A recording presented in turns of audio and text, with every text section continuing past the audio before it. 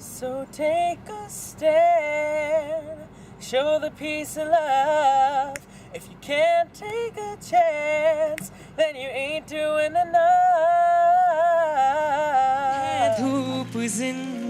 Welcome to Spotlight. I'm your host, Vanessa Ibarra. Well, you'd be hard-pressed to find a more versatile singer than Jugpreet Bajwa, or as he's referred to, Juggy Jag. Do I have that right? That is correct. Although, now mostly I do go by Jugpreet Bajwa. Oh, for the okay. most part. You've matured a little, but nice. Yeah, Well, it's your sure. stage name sometimes, I guess. Oh, no, definitely. And thank you so much for having me on. It's great to be here. Yeah, let's talk first of all, though, Jugpreet. Quite the story. At 6 months old, you were diagnosed with eye cancer in the left eye and then eventually had both eyes removed. So I know you were so young at that time, but what do you remember of that experience going through that to start? Oh, it was very vague because I was so young at the time. When I was in hospital, it was definitely a very late stage of the cancer, and they didn't even know if I was going to survive. And obviously, the nurses and the volunteers at BC Children's Hospital, they did such a wonderful job in getting the surgery done in terms of removing both the eyes. So basically, what I would wear now is prosthetics, but I just vaguely remember just going to the hospital and having regular checkups and just the tremendous support from my family and my friends.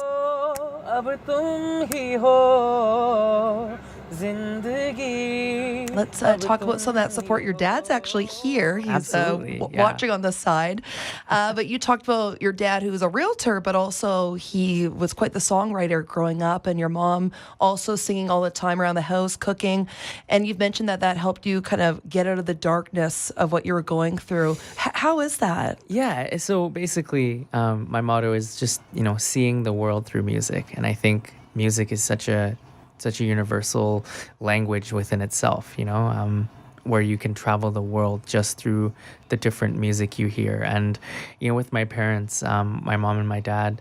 So my mom, I think I got the singing from my mom. Like she was always such a great singer and someone who I've always looked up to. And obviously my dad, whatever he's done for me has been absolutely amazing. From getting me into training and getting me into different genres of music, and he himself is a very good lyricist as well, and that really translated to how we started doing our own project.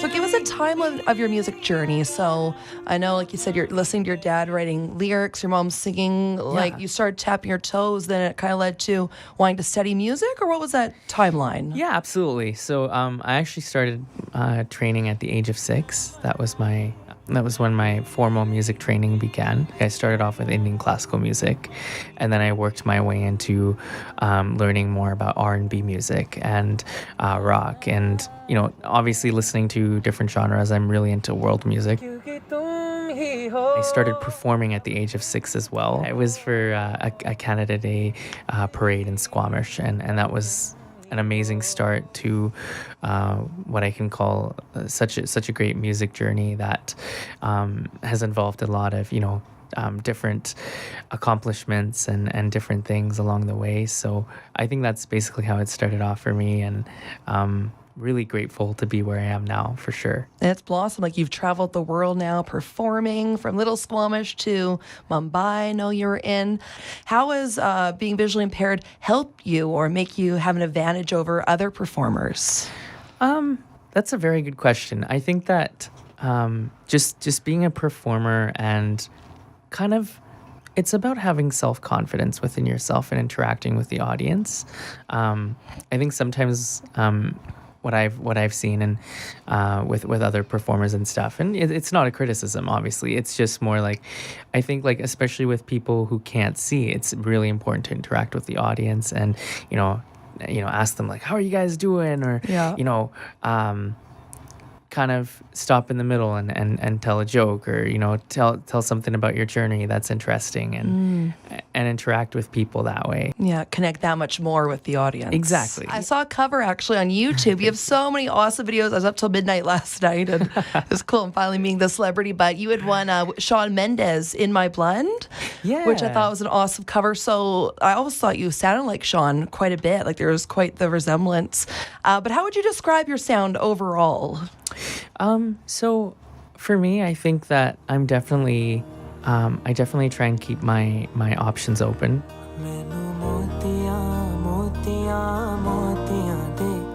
I listen to different genres and stuff like that.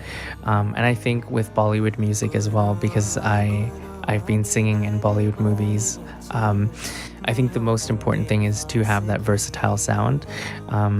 But for me personally, I do prefer very melodious kind of romantic numbers and slow numbers and numbers that really reach the hearts of people.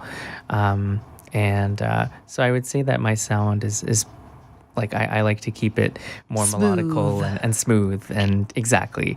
And that's my main motto is to spread love and peace through my music. Yeah, I think that comes with being melodical and smooth as well. melodical and smooth, and he smells good too, ladies. I just gotta say. You've done over 5,000 performances, but even more impressive, or even just as impressive, you placed third in Saregama singing competition in India in 2016. Just overall, how did that experience change you as a singer? Just what was it like? I think it was absolutely a very humbling experience, because you get to learn a lot. You're around the mentors who are a part of that music industry. You're around. So there was 34 judges on the show. Wow. And that's an amazing amount of people that are listening to you, and you get sound engineers and music producers and lyric writers, and they're all looking at different things, right? So they're looking at pronunciation, they're looking at how you handle the microphone and how you do all of those things. And it's such a humbling experience to have met so many different artists, so many senior and respected artists who really taught me a lot about carrying myself, and learning from them about the singing and my journey as well. So really meant a lot to be a part of that show. Was there one person in particular that really inspired you, just looking back, to really get to the next level as a singer?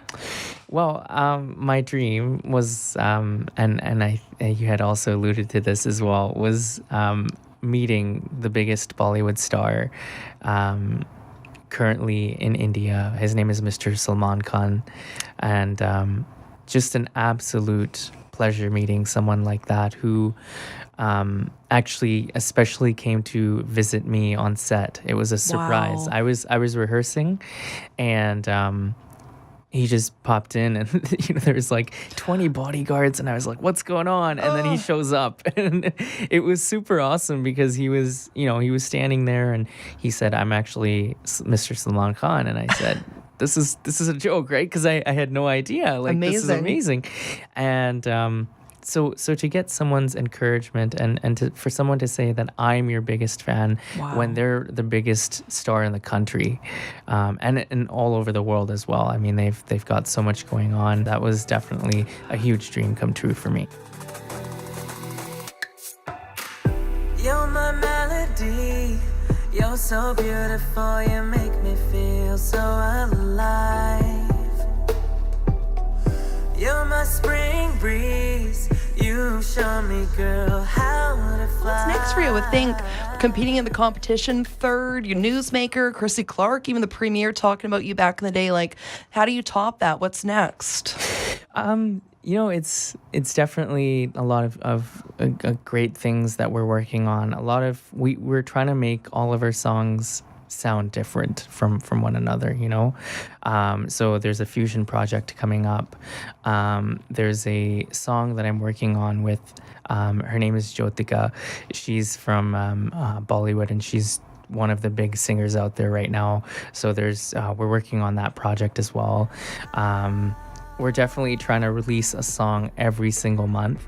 Girl, I'll never let you go, 'cause it's you and I.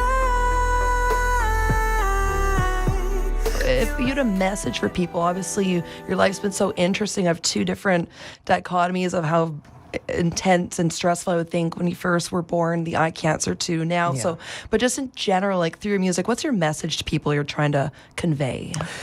My simple message is that no matter who you are, no matter if you're, blind or in a wheelchair, or, you have some sort of quote unquote disability, no matter where you are in that, you can do anything that you put your mind to. What is blindness? Is it a disability? Is it a differing ability? Or is it a gift? People feel sorry because I am blind, but I would like to tell them to not feel such sorrow. We are able to do so many things, and even better than other people who are sighted because our senses are heightened. My name is Jugpreet Bajwa, and in the music world, I am known as Juggy Jag. So take a stand, show the peace and love. If you can't take a chance, then you ain't doing enough.